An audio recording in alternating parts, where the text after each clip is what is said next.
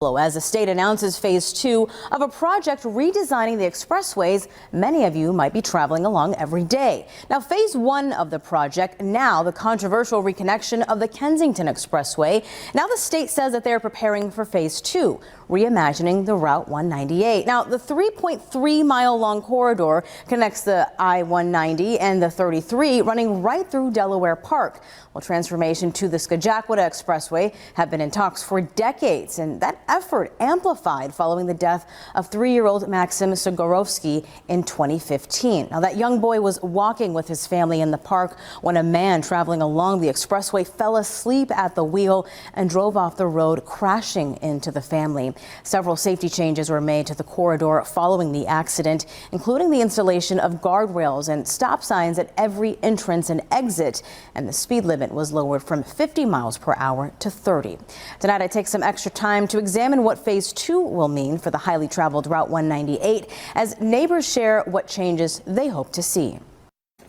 Hoyt Lake sits adjacent to State Route 198, also known as the Scajaquada Expressway. It's a popular spot frequented by many Western New Yorkers and visitors, especially on bright and sunny days like Thursday. Sarah Averill comes to the area a few times a week to spend time at the Albright Knox Museum or Hoyt Lake. She remembers vividly when she was a kid and her mom would pick her up from school downtown or in this area and would have to use the 198. It was terrifying.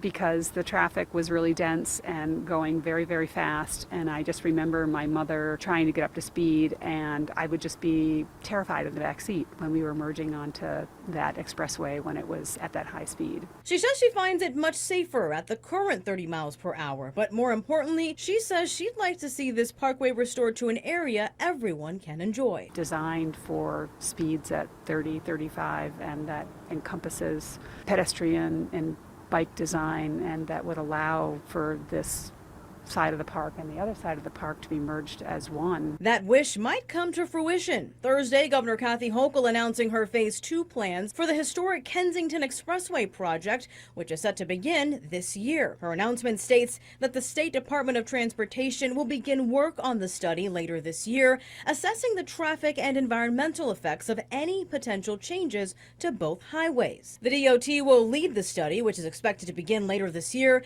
and be completed by the end of 2027.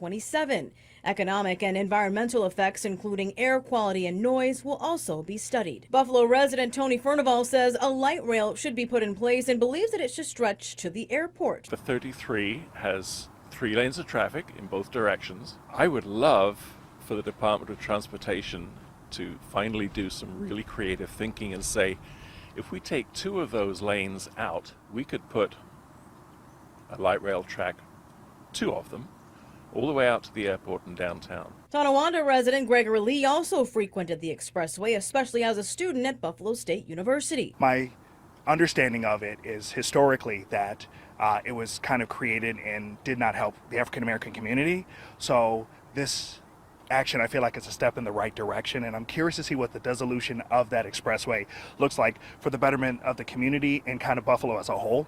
Now, I did reach out to local organizations that support the Scajaquada Corridor Coalition, but none were able to get back to me for a comment tonight.